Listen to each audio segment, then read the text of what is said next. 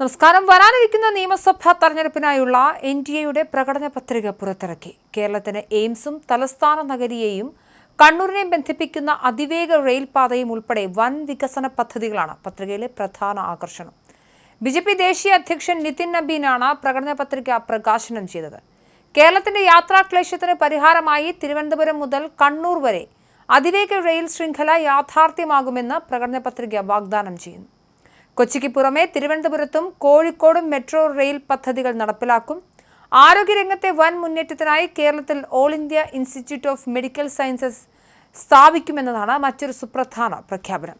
സാധാരണക്കാർക്കായി വിപുലമായ ക്ഷേമ പദ്ധതികളും എൻഡിഎ മുന്നോട്ട് വയ്ക്കുന്നുണ്ട്. ഭക്ഷ്യ ആരോഗ്യ സുരക്ഷാ കാർഡാണ് ഒന്ന്. പാവപ്പെട്ട കുടുംബങ്ങളിലെ സ്ത്രീകൾക്ക് പ്രതിമാസം 2500 രൂപ റീചാർജ് ഉള്ള കാർഡ് ലഭ്യമാക്കും. മറ്റൊന്ന് ക്ഷേമ പെൻഷനാണ്. പാവപ്പെട്ട കുടുംബങ്ങളിലെ ഗൃഹനാഥകൾക്കും വിധവകൾക്കും 70 വയസ്സിന് മുകളിലുള്ളവർക്കും മുതിർന്ന പൗരന്മാർക്കും പ്രതിമാസം 3000 രൂപ പെൻഷനായി ലഭിക്കും. ക്ഷേത്രഭരണത്തിൽ ഭക്തരുടെ പങ്കാളിത്തം ഉറപ്പാക്കാൻ ദേവസ്വം ബോർഡുകൾ പുനഃസംഘടിപ്പിക്കും. ശബരിമല, ഗുരുവായൂർ ഉൾപ്പെടെയുള്ള ആരാധനാലയങ്ങളുടെ സംരക്ഷണം ഉറപ്പാക്കും. ശബരിമല സ്വർണ്ണക്കൊള്ളയിൽ സമയബന്ധിതമായ CBI അന്വേഷണം നടത്തി കുറ്റക്കാരെ നിയമത്തിന് മുന്നിൽ കൊണ്ടുവരുമെന്നും എൻഡിഎ വാഗ്ദാനം ചെയ്യുന്നു. ഭക്തർക്കായി അടിസ്ഥാന സൗകര്യങ്ങൾ വികസിപ്പിക്കാൻ ശബരിമല അടിസ്ഥാന സൗകര്യ വികസന മിഷൻ രൂപീകരിക്കുമെന്നും പ്രകടന പത്രികയിലുണ്ട്. എൻഡിഎ പ്രകടന പത്രികയിലെ വാഗ്ദാനങ്ങൾ ഇങ്ങനെയാണ്. പാവപ്പെട്ട കുടുംബങ്ങളിലെ വനിതകൾക്ക് പ്രതിമാസം 2500 രൂപ റീചാർജ് ഉള്ള ഒരു ഭക്ഷ്യ ആരോഗ്യ സുരക്ഷാ കാർഡ് നൽകും. ഇത് പലചരക്ക് സാധനങ്ങൾ വാങ്ങാനും മരുന്നുകൾ വാങ്ങാനും ഉപയോഗിക്കാം. പിന്തുണ ആവശ്യമുള്ള എല്ലാ വിളകൾക്കും താങ്ങുവില ഉറപ്പാക്കും. തോട്ടം മേഖലയിലെ നിയമങ്ങളും വനനിയമങ്ങളും ഭേദഗതി ചെയ്ത് പ്ലാന്റേഷൻ ഭൂമികളിൽ ഇടവിള കൃഷി നടത്തുന്നതിനുള്ള അവസരങ്ങൾ ഒരുക്കും. ആയുഷ്മാൻ ഭാരത് പദ്ധതി എല്ലാ മലയാളികൾക്കും ലഭ്യമാക്കും.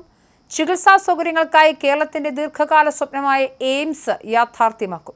പാവപ്പെട്ട കുടുംബങ്ങൾക്ക് വർഷത്തിൽ 2 സൗജന്യ LPG സിലിണ്ടറുകൾ നൽകും. ഓണത്തിനും ക്രിസ്മസിനും ഓരോന്ന് വീതം ലഭ്യമാക്കും. ഓരോ വീടിനും പ്രതിമാസം 20,000 ലിറ്റർ കുടിവെള്ളം സൗജന്യമായി നൽകും.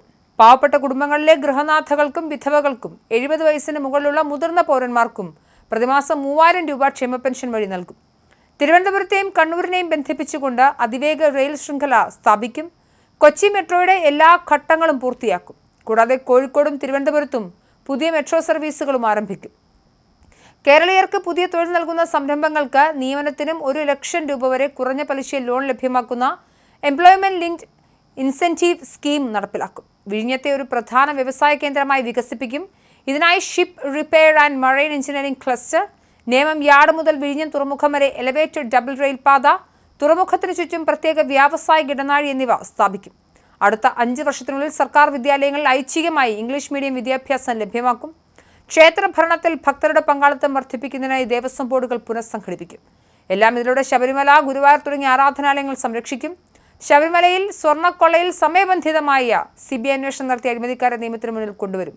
ഭക്തർക്കായി അടിസ്ഥാന സൗകര്യങ്ങൾ വികസിപ്പിക്കുന്നതിന് ശബരിമല അടിസ്ഥാന സൗകര്യ വികസന മിഷൻ ആരംഭിക്കും.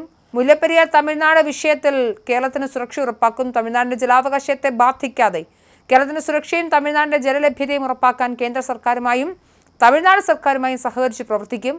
ഓരോ കോർപ്പറേഷനെയും നാടിന്റെ സാമ്പത്തിക വികസനത്തിന്റെ കേന്ദ്രങ്ങളാക്കി മാറ്റാൻ ഓരോന്നും പ്രത്യേകമായ വികസന പദ്ധതികൾ ആവിഷ്കരിക്കും. ഇത്തരത്തിൽ ദീർഘമായ വാഗ്ദാനങ്ങളാണ് BJP നൽകുന്നത്.